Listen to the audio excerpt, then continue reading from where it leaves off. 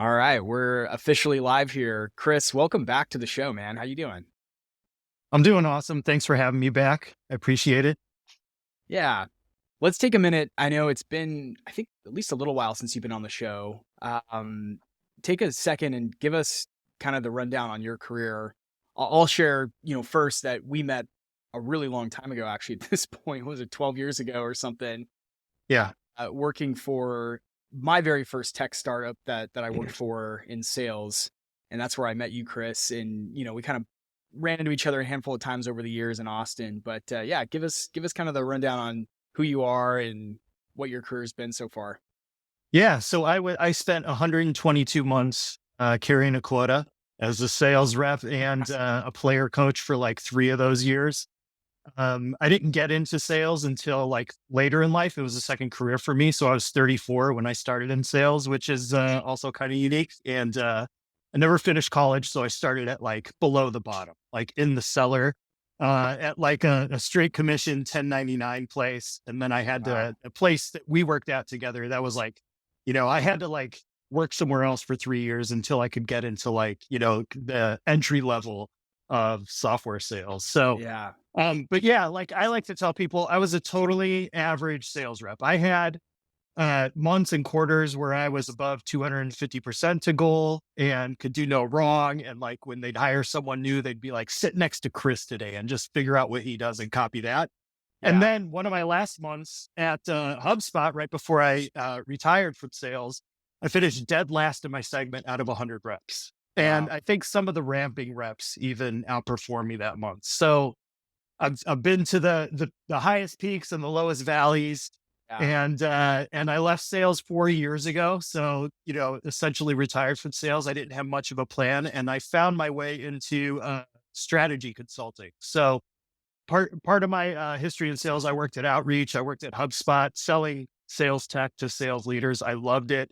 And so really just working kind of in that area of the funnel, helping companies better leverage those solutions and, really like using those solutions to reinforce their sales process, their sales methodology, their Yeah. qualification framework. So I was at an agency for a couple of years and now I do it at Sales Loft. I work with our largest accounts. So I work with like Verizon, London Stock Exchange Group, Medtronic. Wow. I worked with Office Depot in the past. So yeah, it's definitely a dream job. So that's the long and short of it.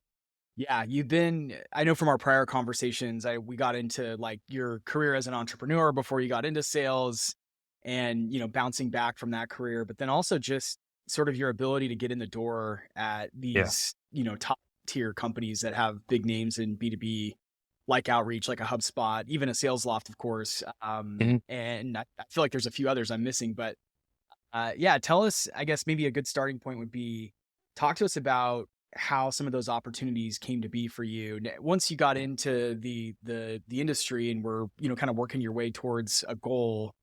First, did you kind of have a North Star? Were you trying to, was your goal to get into a more well-known company or was it to sell enterprise? I know a lot of folks ask me that. They say, what should my North Star Yeah. really be? Should I just stay in mid-market forever and just do this? Or Mhm. should I go to enterprise? Should I go to enablement? Should I just get a job in marketing? Talk to Yeah. us about like your rationale or sort of your mindset when you were in the thick of it. Yeah. So like when I first got into sales, it was just I needed to make money. And it was like, I had done sales as a small business owner and Yeah. I enjoyed it. I liked it. And I'm like, oh, I'll get a sales job, corporate sales. And I took to it like right away. I loved it. And I was actually planning to be like a personal trainer. And I was studying to get certified and everything. And then, I found sales and I was like, fuck that shit. Like, Yeah.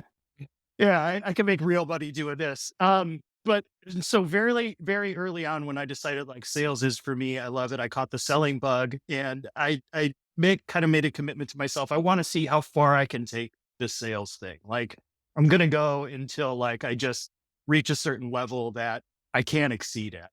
So it's like you think of selling and it's like I heard someone explain it to me once is like you think of it like a skyscraper. Like there's all these different floors and rooms within the floors. And it's like, how high can you get? So I was trying to see Mhm. if I could get to the penthouse. So For me at that time, when I first started, it was selling for Google. And I didn't even know what an account executive was. It was like Yeah. they had field sellers. They had people in the field selling. I think they were selling like a lot of like Google ad stuff, and Yep. Google Workspace was just starting. And I was like, dude, selling for Google would be the key. So every successive like role that I would evaluate, companies that I would evaluate, it was always through the lens of like, does this put me one incremental step closer to Google? And if the answer was yes, then I'd take it. I'd go for Yeah. it, And there was kind of some more, as my career went on and I started to get an understanding of like what was what in the space and where I excelled and things that I did and didn't like, there was some more nuance to it than that. But really just having that North Star, that was like the main thing. And like Yeah. over the past 4 years, I started doing a lot of coaching. So I do like some sales acumen coaching, for like technical founders. They're, tech nerds. They don't know, they never sold anything. So it's like I got to understand how to make some sales, and I teach them that. Or, reps that have like just part of their process they need help with, all my deals are stalling. I can't figure out Yeah. why, okay, let's work together. But most of my coaching and what I'm trying to really double click into this year is career coaching, because what I understood, or what I've come to understand, is like a lot of reps, they get into sales the same reason I did, where it's like, I need a job, I need to make money. This is a way to make money. And then they don't have any kind of North Star. They don't have any kind of plan or intention. And what happens is they end up with a career that, like, really, if they were strategic about it, they never would have chosen to, end up where they Yeah. are. And so they're unhappy, they're burned out, they're unfulfilled, they're maybe not making as much as they could. So, helping them put some of those frameworks in place that were just kind of intuitive to me, Yeah. that aren't to everyone. So that's all independent coaching that you do, or is that part of what you do at Sales Loft? Just No, for that's listeners. totally, I got this one gray hair in there. Oh, got it. You saw I it here got, first, folks. don't even get me started on these ones. We'll be here all day. I'll start crying. But yeah, no, this is totally different from Sales Loft. This is just Gotcha. like my side Independent. business stuff. Yeah. And it's a lot of fun too, because it's like when you can help someone get a job that they're really excited about. Like Yeah. it's just, yeah, it's such like a feel good, engagement. So I'm going to hit you with a little bit of a softball, because the vibe or the sentiment that I've been feeling over the last really 2 years is that we're in a huge shift in this industry. yeah. And I'm curious to get kind of your take on it. I've got a take, and I'll share mine too, but where are we heading? Here's some things that I'm certain is the days of like a company coming in and hiring 50 reps at once is gone. That's not going to happen anymore. I was literally part of a team back when I was in Austin where we hired 35 people in a 6-month period, which was just insane. That day is not which, great opportunity for those 35 people. Most of them were fresh out of college, or at least, a year or two in their career. We were growing our inside sales team, and it was a huge opportunity. All those people have gone on to do some amazing things. But the way I see things going myself is that those days are gone. Hiring is going to be a little bit more lean across all fronts. This is not just for AEs or SDRs or anything. It's really kind of, collectively the profession, or I should say the role, is shrinking a little bit or contracting in some ways. But I want to hear your thoughts on kind of where things are going and how you tend to coach your clients towards finding the right fit in the current environment. Yeah. So huge changes, like 180-degree changes, not just with the way businesses are run and the intentions that businesses are run with, where it's a shift from growth at all costs to profitability now. Like, we did this shit where it was just raise money, hire a bunch of people, rinse and repeat. It's done. That, it was a bubble basically, and that bubble has popped. And so now, yes, it's all about profitability. It's all about durable growth. So companies are going to be very cautious in their hiring. They're going to be a lot more conservative, if, whereas they used to, they would maybe be like, hey, we're going to fill 35 seats this year. They're going to be like, well, no, we're not going to do that. We're going to find 10 people that can hit it out of the park, that we're going to take a lot of time to vet. And we're really going to run them through an exhaustive vetting process before we bring them on. But then there's this cultural shift too, where on the worker side, workers are like, you know what? I'm done just chasing money Yeah. and, trying to see how much money I can make. I actually want to like, clock out at 5 and be able to forget about work and relax and spend time with my family and not be waking up at 3 a.m., checking my email for the DocuSign and like, Yeah. answering Slacks from my boss and stuff like that. Like, so it's two changes and they're happening at once. And it's kind of interesting to see it all unfold and like how can these Yeah. things start to learn to work together where workers they have these different needs now, they're prioritizing different things, businesses are prioritizing different things now, so how can these things Yeah. come together and work together so that everyone wins? Yeah. Do you think, I mean, yeah, no, I think that's a really great summary. What's some advice you'd give someone out there, maybe who's new to this industry, like they're a year or two into their career and Mm, trying to figure out how they can keep par, right? Because I think that's the game at this point is because because the world of like growth at all costs is gone for the moment. It may come back, but for now it's gone. And the focus is more on profitability and efficiency. How do I become a rep that can be efficient and profitable for a company instead of just a number on a dashboard for, a growth sure. chart that they're going to show an investor, right? That's how would you Yeah. think about, or how would you coach someone to kind of manage their career in a way that would achieve that? First you have to establish a kind of, your why, right? Like that's a big thing. I talked to Chris Ciccone on my podcast a while ago, and that's his big thing, like understanding your why. And so not just like understanding your why, but understanding what really makes you tick and what you want out of your sales career. So like take a step back before you even start thinking about how can you provide the most value you can to a company, and think about like what capacity are you most comfortable in working in sales. So like Yeah. people think of sales, they get caught in this binary career path where it's like BDR, AE, enterprise AE, sales leadership, but they don't consider like, you know what, maybe just with my personality and my demeanor, I would be great as account manager and just like, nurturing our install base and cross selling and upselling. Or maybe I love negotiations and I want to get into like renewal sales and Yeah. retention sales. Or, I'm okay at sales, but I really want to manage people and I really want to like, coach reps and stuff, enablement, sales leadership, all those things. So take a step back and think about like what's going to be best for you, what's going to give you the most fulfillment. And then once you have that locked in, start thinking about what type of environment you want to work in. Like, do you want to work in a company that's scaling fast and trying to grow a lot? Do you want to work at a small bootstrap company where it's like more of a family environment? There's not the same pressure to hit your number. The pay is a little bit lower is the trade-off. There's like all these different nuances that people don't consider. People usually just, like I said, they get caught in that track where it's like, get as much money as possible, try to get into Yeah. enterprise sales, go to RepView, just look at what companies are rated the highest and apply to those. And it's like, there's this whole other world of possibilities. So before you can even like start to unpack what you should be doing, like think about, go inside, go within Yeah. yourself and think about like, what do you want life to look like 5, 10 years from now? What really makes you happy about selling? Like which individual parts of the job do you really like? That's really good advice because I think, especially in this industry, it's so easy to just get onto a track Yeah. and you're just hitting milestones and you're not actually stopping to ask yourself, like, am I having No. fun or am I enjoying this? Or do I want to keep doing this for another 5, 10, 20 Yeah. years?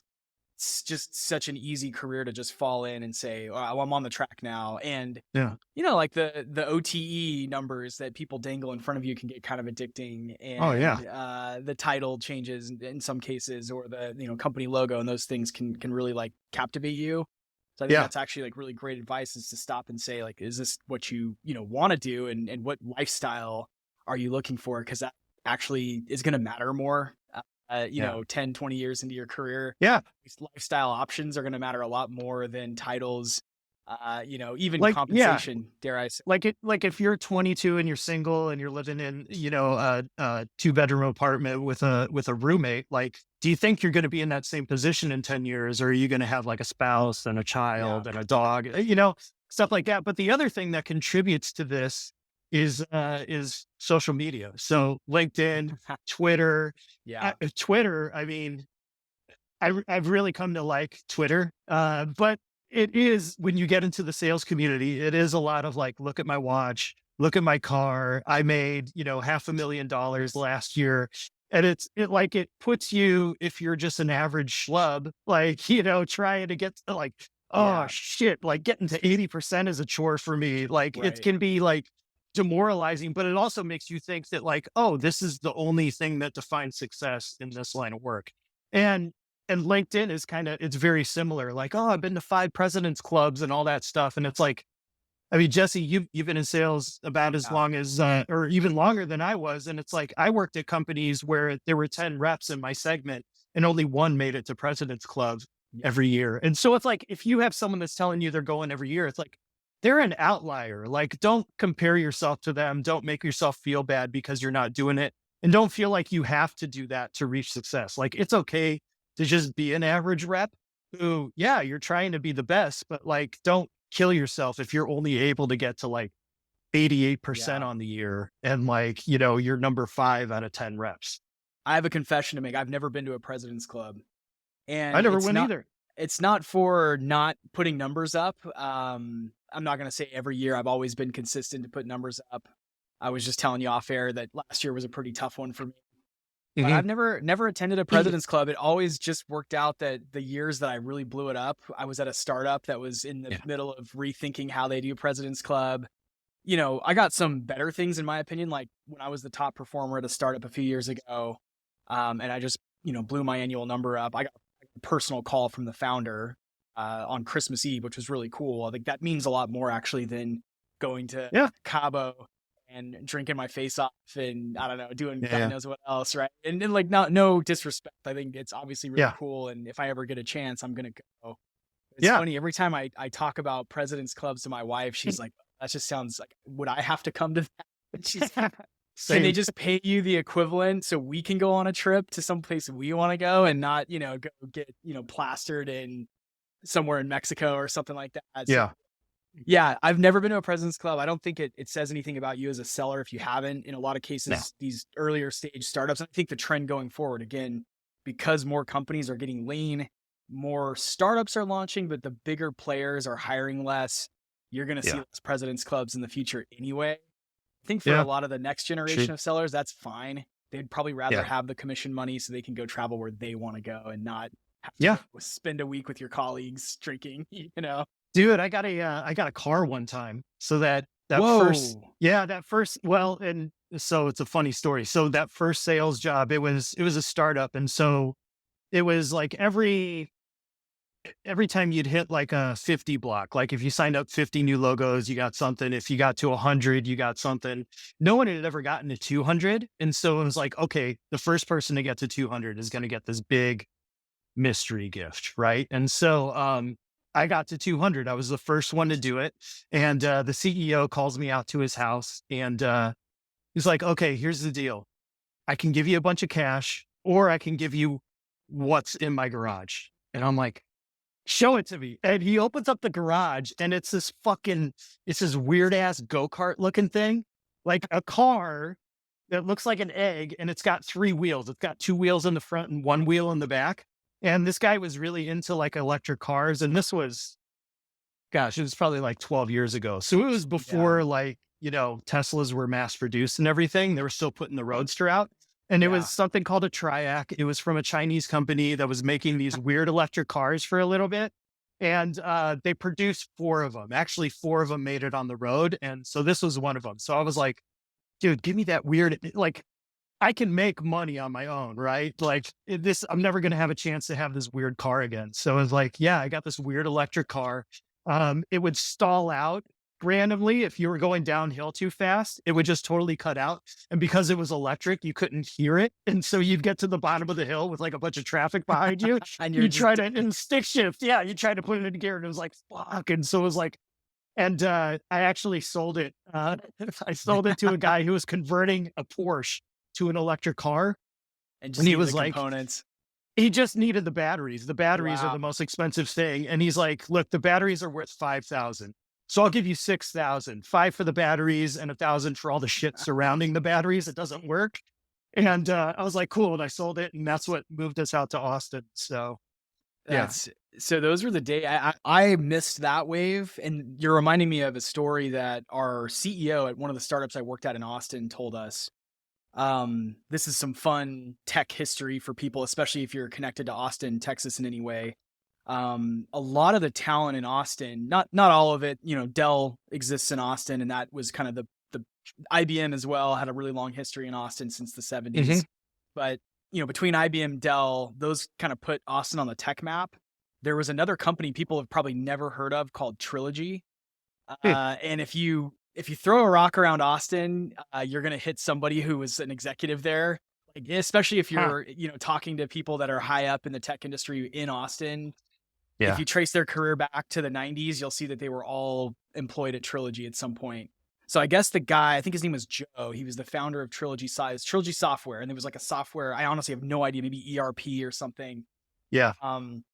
He would recruit people from all the Ivy Leagues. So that's why also there's, in some cases, a lot of top tier people that moved here from moved to Austin from Boston, and elsewhere that bring these like Ivy League degrees. So he was like all about hiring like the top people. This guy apparently just blew through money. I don't know where he was raising or what his source was. I mean, I'm assuming the company was profitable or maybe not.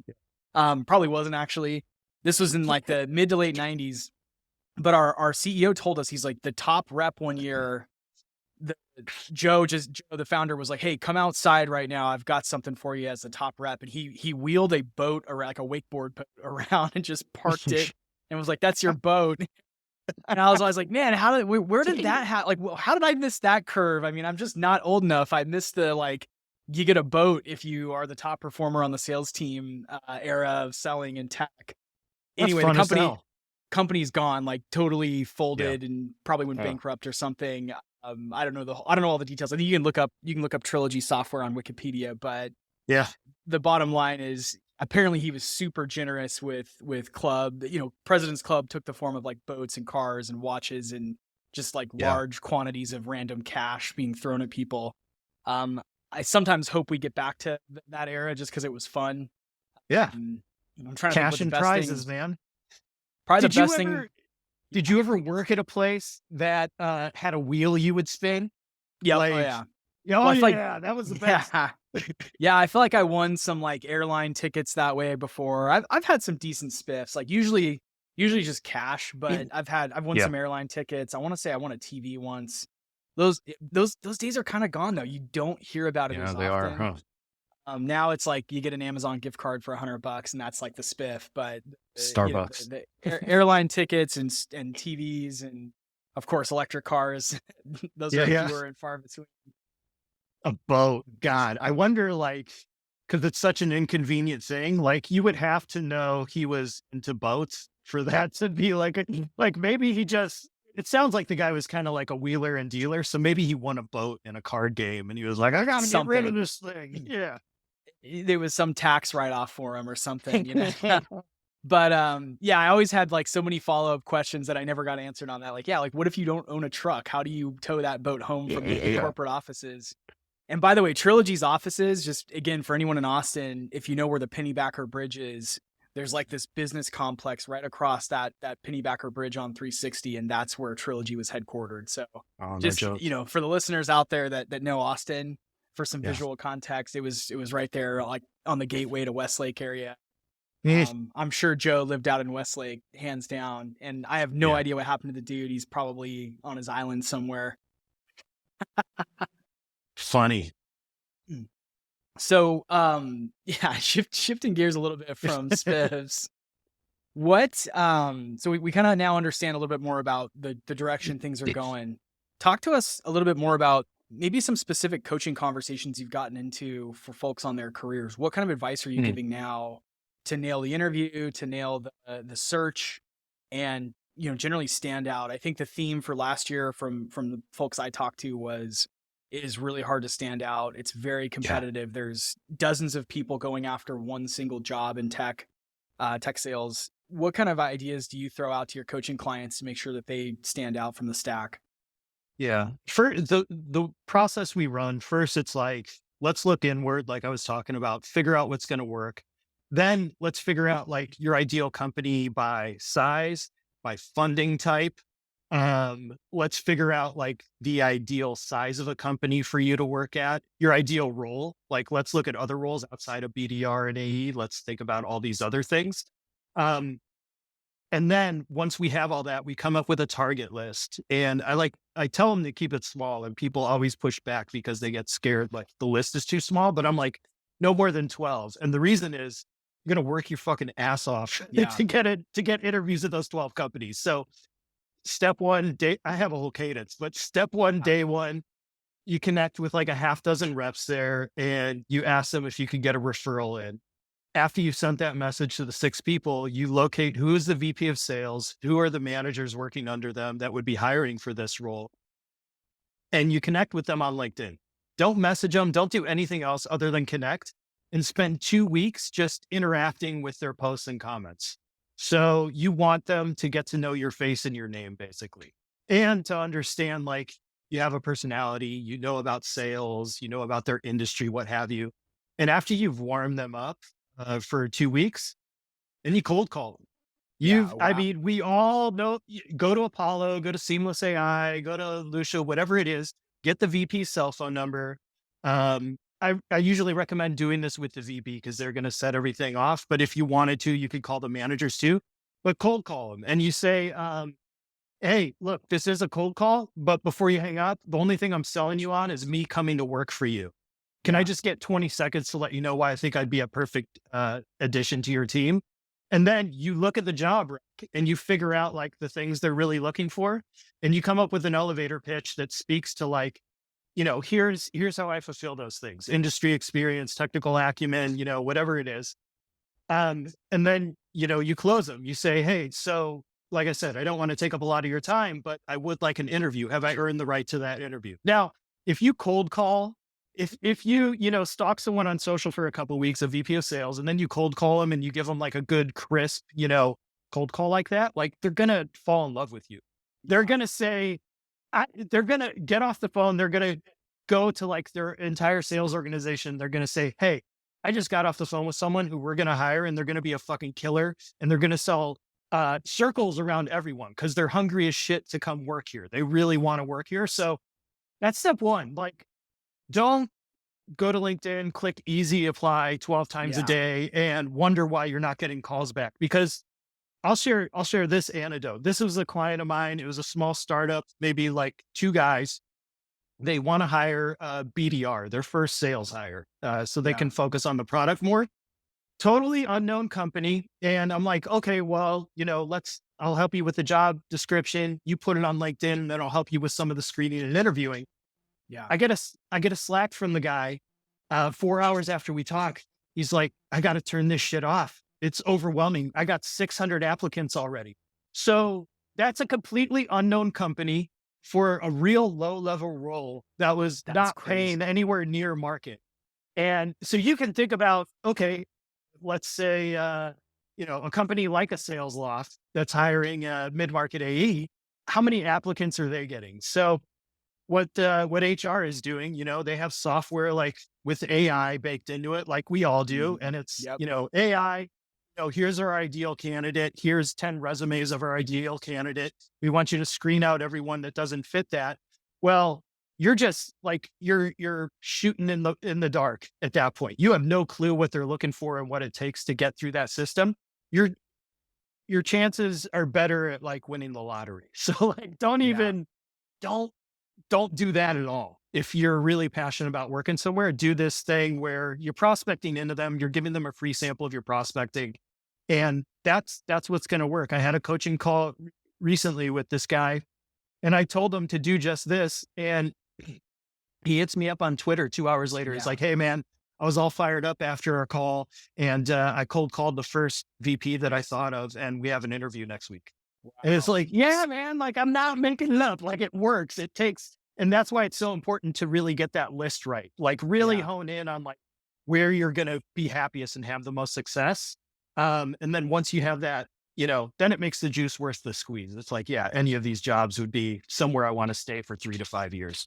And the fun thing about this exercise is this is also what you do as a seller. Like this is what you're Yeah. supposed to do to win deals if you sell Yeah. software is put somebody into a, cadence and call them and offer them a solution to a problem. In this case, you're kind of retrofitting that to, hey, I'm offering you a candidate here for open role. Yeah. But I've had to do this a few times in my career. One of those times was I was actually unemployed. This was a handful of years ago. And I was a little bit desperate just because I had been unemployed for a few months. I didn't have anything, lined up, and I started calling people, and it does work. You get the at bats, Yeah. and it's just one of those ways. It's something you can control. Like me being unemployed, trying to find my next thing. I was like, I have no control over anything. I have no control over like when next steps are going to happen. But what I can control is I can ultimately pick up the phone and call the vice president of sales and say, hey, I'm ready to work. I want to work Yeah. with your organization. And then I think it's really good advice to just tune it down to, 12 max. Yeah. You really don't want to try to go wide in a job search. You really want to do your homework and your research and like get in to the right company versus trying to just spam 1,000 companies that you could work for. Find the 12 that you would love to work for and really focus your energy there. It will pay off. Absolutely. It's noted in the interview process by hiring managers if you've done the research and you've spent the time on that. Yeah. And I would say too, like, and obviously, like, if you're able to do this, you're operating from a place of privilege. But I would say, even if they don't have an open job rec, but this company would look like it would just be a dream to work for them, run the process anyway. Like, the worst thing that can happen is you really impress someone and maybe they're hiring, towards the end of the year and they keep you in mind for then, that's not a bad thing necessarily. So, or, if you really impress, best case scenario, they open up something for you. They're like, hey, we don't have anything right now. Wait 6 weeks. I can get something approved and we can bring you on. Yeah. So then what comes next for clients? They're in the hopper with a couple of different great companies. How do you help them kind of close the deal and maybe negotiate the terms of the deal? In this case being their employment. Yeah. So the interview processes, they're way longer and way more exhaustive and more competitive. Yeah, a lot more like not just role plays, but like put together a prospecting plan for us, a territory plan, a 30, 60, 90. So like those things, I think what people used to do in the past is they would just go online, do a Google search, find a template, fill in the blanks, and Right. just have something. You can't do that anymore. And I think in particular, where companies are trying to be more profitable, so being able to go outbound and self-source pipeline is becoming more and more of a priority to them. So if you Yeah. can put together like a really good territory plan, where I always tell people, like, you don't have to get the answers right, but you have to show them that your thinking is right for why you're prioritizing these accounts. So you have to have like a criteria of how you're scoring the account to be able to explain why you chose that criteria, how you're going to reach out, how you're going to collaborate with like your BDR, your SE, even field marketing. Like I tell them, talk about how you're going to leverage field marketing in these situations. So get real crisp there. And like, I've seen people do this and they're like, oh yeah, that's once I presented that and explained why, like they were blown away. Now, the negotiation part and everything, like I think you're probably better at that than I am because you do the whole thing with the sign-on bonus that I never Yeah. knew about. But I always tell people, like, try to get a little more. Like always, the first conversation you have, you want to figure out what it pays. And like I don't make it like the main thing that you ask Yeah. in the interview, but make it the last thing you ask. And like, hey, before we wrap up, I just want to make sure we're aligned on pay. I don't want to like waste your time if we're far off, but can you just share with me, what you guys pay for this role? So then you know what it is. They'll give you those numbers. And I think being in sales, like always ask for a little bit more. So my thing, like my love language is base salary. I love the Garrett. If I can like budget my household on my base salary and just have the rest be like, vacations and new Jordans for my son. He's into shoes now a little Yeah. bit, like stuff like Nice. that, like that's good. That's still motivating to me and I feel good. I'm not stressed, but everyone's different. If if you like rolling the dice and you're an equity guy, like negotiate for more equity. If you think, like if you listen to Jesse here and about the sign-on bonus, Yeah. negotiate a little bit of a sign-on bonus, but always ask for a little bit more. Like I posted something about that on Twitter and I got a lot of heat from it because of the way I presented it. But basically I said in the video, like your employer is always going to be expecting more of you. They have expectations of you. They're always going to try to get a little bit more above and beyond those expectations. They've set the precedent in this relationship. So you as a rep, you should always press them for more. You should try to get more money from them. You should try to get more accounts. You should try to get more leads. And uh, I didn't present any tactical ways to do that. So like Yeah. all these sales leaders saw this and they were like, "Oh, this guy's a fucking pussy. I hate this." Like all this shit. It was horrible. Like it was like, wow, people are really triggered by it. But That's crazy. I think it's all in how I presented it. But I think the sentiment has to be like, I'm giving up 8 hours of my life every day. A third of my life for that day is going to you. And I should get as much as I can for that. So if it's base salary, I Yeah. think, if you ask for $5,000 more on your base salary, you're always going to get it. If you ask for 10 grand more, there might be some back and forth. Sign on bonus. If you don't want to mess with that, get the sign on bonus. Equity, if that's the thing, do that. One thing that Corporate Bro talks about a lot, or he was a couple of years ago when there were tons of riffs, is negotiate a severance package for and especially with executives, you see this too, where it's like plan for the worst case scenario so that, you're not at some place for like a year and a half. And then, because they mismanaged their business, you're just out of a job with 1 month severance, with no notice, so there's a lot of different ways you can go. That's the one I've never asked for, and I really want to at, maybe in my next role in 10 years. Yeah. That's what I'm going to ask for. But that's one that would deliver a lot of peace of mind if you had a pre-negotiated severance on the back end in case things don't go well, especially in a startup. Yeah. But yeah, my philosophy, go ahead. I was just going to say, and it could feel really awkward asking for any of these things. So make sure like you're presenting it in a way that's like, if you were asking for severance, you would be like, hey,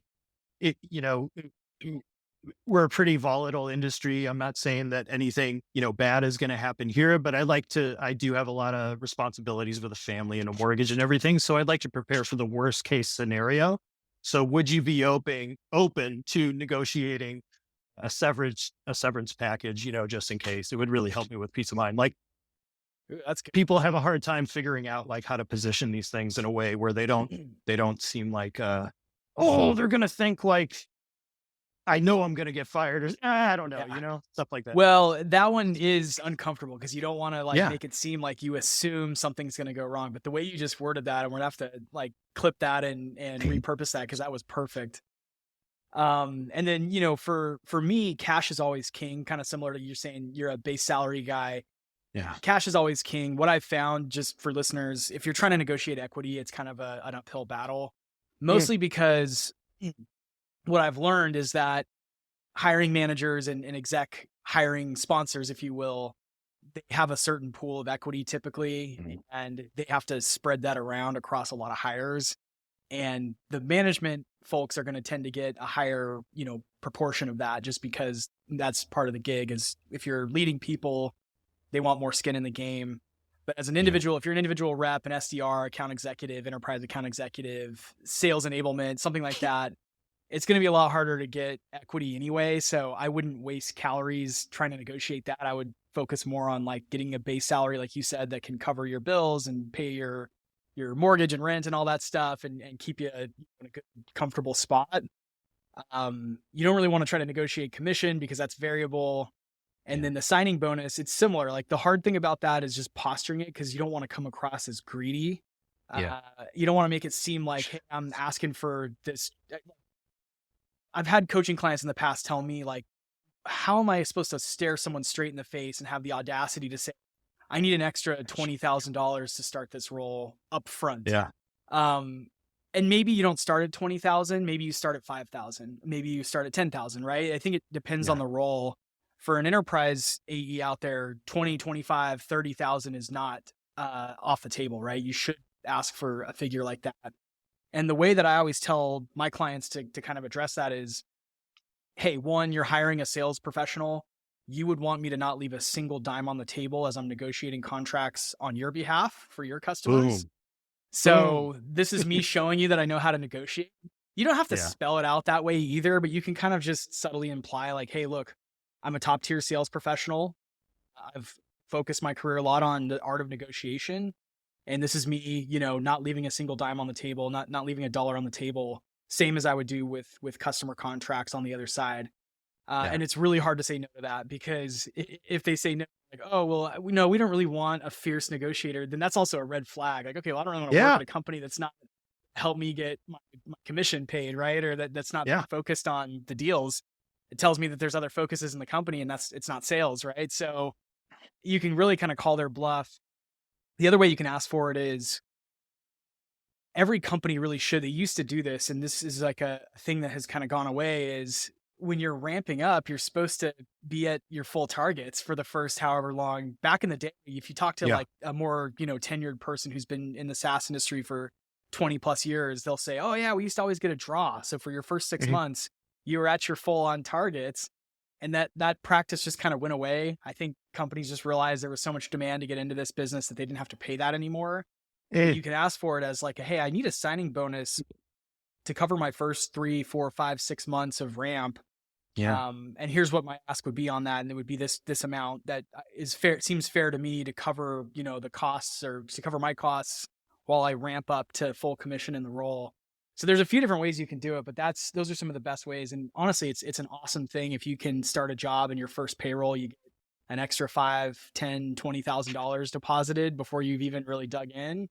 Yeah. Because it's going to allow you to like vest your options from the last company. So if you walked away from stock Oh, options and you yeah. want to buy those options, that's a way to be able to come up with some cash to buy those.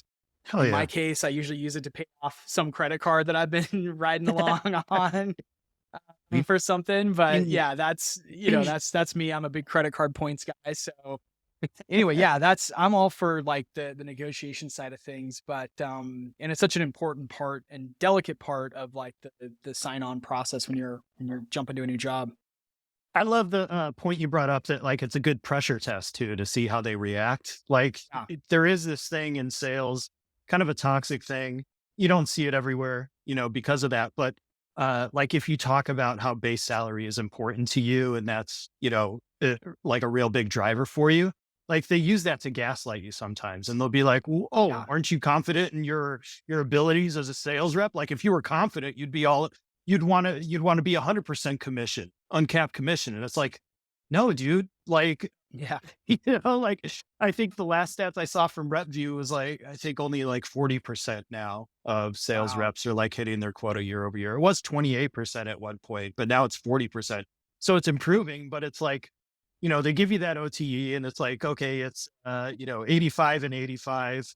And, but it's like, just take the 85 variable and cut it in half and add that to the 85 base, and like expect that and try to That's exceed that, because I don't know. And like, I'll probably get flack for saying that, like, oh, you must suck at sales. And it's like, no, dude, people suck at like, setting quotas, like yeah. it's not a me thing. It's a you thing. And I think I've talked about this on the show before on my newsletter, that most quotas are set by the VCs. Yeah. In so many cases, especially in early startups, they're VCs who've never actually done a sales job before. By the way, most of them are, they've had a whole career in capital, Yeah. and they're like, well, industry benchmark says that this person should be able to hit 1.2 million, regardless of like product market fit, regardless of like how long the Yeah. company's existed and what the pipeline looks like and what systems are in place and what the pitch is. They just assume like industry standards 1.2 million quota. So if you're a rep at a certain point, you should expect to have to hit a $1.2 million quota, because that's Yeah. just what the VCs believe is like the par, right? Um, so it's all pretty arbitrary. And yeah, I hate that. Luckily, I have not encountered too much of that. Most of my employers have said, Yeah. pay a generous base salary, but the goal is to get you to double that or triple that on your own W-2s and, make the company some serious money. Yeah. And I've talked about this before, like the SaaS business, and I don't think this is going to change with AI or anything like that.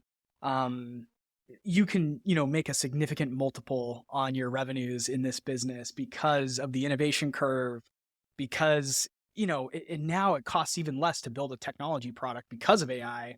So any sale on top of that initial investment's like going to 10x the value of the company, right? Or maybe more. Yeah. And so I think one of the things that we all struggle with in the industry is we don't know our value well enough. And I fell into this trap a lot early on. I would take maybe a lower base salary because I was thinking, well, I'm at a startup and I don't want to be a drain on the resources. But I think the mindset should actually be shifted. Like, I'm going to a startup, which inherently is more risky. Therefore, they should guarantee me more of my income and, provide me the resources I need to triple that or whatever, 10x the growth of the business.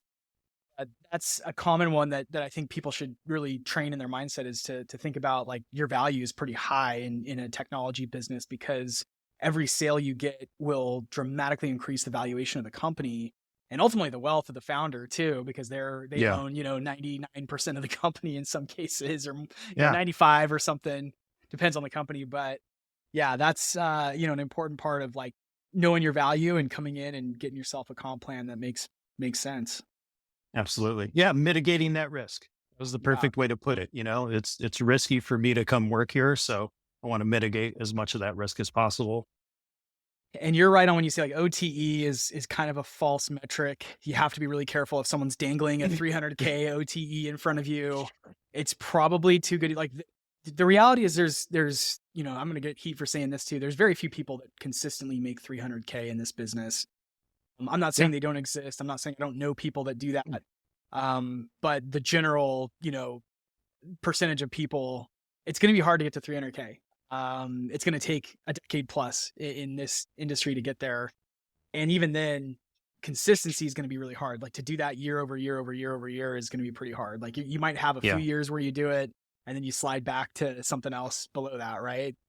Yeah. And that is kind of a fallacy that's existed for a long time in this industry, is, Yeah. oh, 300K or, 250K, 300K OTE. Oh, I'm definitely going to hit that. It's definitely not guaranteed. I like your framework, which is like, take your OT, was it cut it in half, take your variable and cut that in half. Just cut the variable in half and, kind of have that as like the expectation. And like,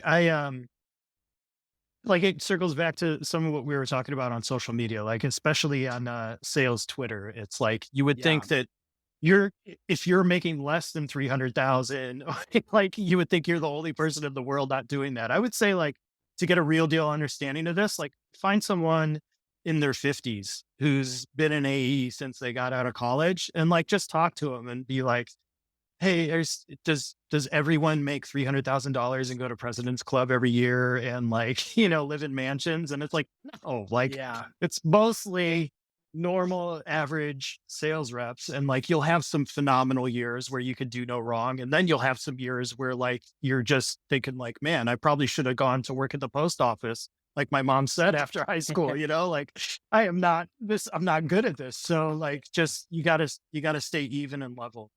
I think consistency is the game too. Yeah. You and I have a mutual acquaintance who had one or two, or maybe 1, 2 or 3, like, really massive years, massive W-2 years. And this person told me I would trade those 2 or 3 really big years for like 10 years of consistency, because, and it sounds crazy, but I get it. Like, if you have one year where let's say you make $1 million W-2. Yeah. Unfortunately, your psychology is to adjust your lifestyle to that, even though it's only 1 year, right? And so maybe a year 2, you do the same, but then year 3, you start to dip back down to a fourth or a fifth of that. Yeah. You've now adjusted your lifestyle up, and you're not on any kind of, like, growth system for your finances. And so this person said, like, I would actually trade those years for more consistency over the last 10 or 15 years. Because for him, it had been just roller coaster, like, low lows, high highs, unemployment, like, and he was like, I would kind of trade that one big year for a handful of, like, consistent years at a certain rate. Yeah. Well, and And I thought like that was interesting. recovering from those low lows and those bad Yeah. years and bad quarters, I mean, it really takes the piss out of you after a while. Like, yeah, we're resilient. You have a good mindset. You can do it, but it's like, you'd rather not. you know, Yeah. I see. it's I like always, I have this other theory that like, everyone would be better off if there were no sales quotas. Like if everyone just got a little bit more of a base, and then when the company's profitable, the sales team gets a share of that profitability. So profit sharing. So like, okay, our sales team is a quarter of the company. So at the end of the year, we're going to take all the profits and a quarter of those is going to go to the sales team and they can divide them up however they want. And then the sales team decides like, oh, Jesse, you closed the most deals. You're going to get this much. You hardly did shit all year, but we're still going to give you a little bit because you're part of the team. And I think the companies would get like better deals. Every company you've worked with has preached like, oh, we need clean sales. We need just these type of customers. But then at the end yeah. of the month, your manager is in your Slack like, fucking tell them whatever. Like, yeah, Yeah. 50% off. Who cares? Like, Yeah. fucking bring it in, Promise And them a so, feature that we don't do yet. yeah, it's on the roadmap. It's coming It's like on the next roadmap. month, man. Um, yeah. Well, just in closing here, what are some like maybe final words of wisdom from you that you've been kind of conveying out to your clients and your audience? Your Mm, content, by the way, has been killing it lately. I've been seeing you all over every thanks. platform and loving the newsletter and everything. But what are Uh, some, maybe 2 or 3 things that you'd leave our listeners with on just career management, staying in the game, having a good 2025, whatever, words of wisdom come to mind? oh shit. Yeah. Like one, get some kind of North Star. Like Yeah. don't just float through your career. Because if it hasn't caught up to you yet, eventually you're going to be unhappy because of it. So we're wired to like be kind of goal and vision oriented, right? So whatever it is, it doesn't have to be a goal to like work at a huge company and make tons of money. It can be a goal to like, work at a small bootstrap company and have an awesome lifestyle and make just enough money. Whatever that goal is for you, get that vision and start, kind of, marching towards that goal and putting the steps in place every year, every quarter. The other thing I say is like, don't believe the hype. Like you go on LinkedIn and it's everyone's been Ah, to President's Club and everyone's just high achievers. You go on Twitter and it's yeah. like everyone has a Rolex, everyone's driving a Bentley, and it's like, Yep. ignore all that noise. It's all Yeah. bullshit. It's, the top 1%ers are doing that. And to be honest with you, like the best reps I've ever worked with, you can't find them on any social platforms hardly. They don't They're post. they're Yeah. busy closing deals and just being awesome. And like, so I'm not saying these people are full of shit, but I'm just saying they're amplifying things that might not be 100% accurate. Just don't compare yourself to them. Compare yourself with your current self. Try to get a little bit better every day. And the third thing I would say is just go easy on yourself. Like take it Yeah. easy, man. It's a long life. It just don't get too high with the highs. Don't get too low with the lows. And just, get comfortable with yourself and just, take it easy, man. It's life. It's, there's 24 hours in a day. You're asleep for 8 of them and you're working for 8 of them. And then you only have 8 left to yourself. So like, just keep everything in perspective, like we're not here for too long. It's a short life. So just don't stress out over anything work related if you can avoid it. Awesome. So where can listeners find your newsletter, your content? What's the best way to reach you? Yeah, the platforms, Twitter and LinkedIn are the only ones I'm going to focus on for the year moving forward. And yeah, just go there, find me, my website. It's my last name. So dankow.ski. And I have tons of free stuff on the website. So download all the free stuff. I have a course, whereas if you are in a place where it's like, I have no clue what to do with my career, or I'm really unhappy and I want to get happy, I want to do stuff that makes me happy, this course is awesome. It's everything I've learned over the past 4 years, things I learned in my own career, things I've learned with clients condensed into like this course. It's $99. It's pretty sweet. Awesome. Man, these are always great conversations. We got to have you back on a lot more These are great, and I think Yeah, I the love it. listeners get a lot out of the career advice and just hearing from a guy who's done it, right? Who's been at some fantastic companies in some interesting eras where there was just crazy growth Yeah. and scale, and it's fun to reminisce on some of that stuff too. Hell yeah. Likewise, dude. And thanks for coming on mine. You were on mine last year. Yeah, So yeah, that was really cool. cool. Well, thank you again, man, and here's to a big 2025. Awesome. Let's go get it.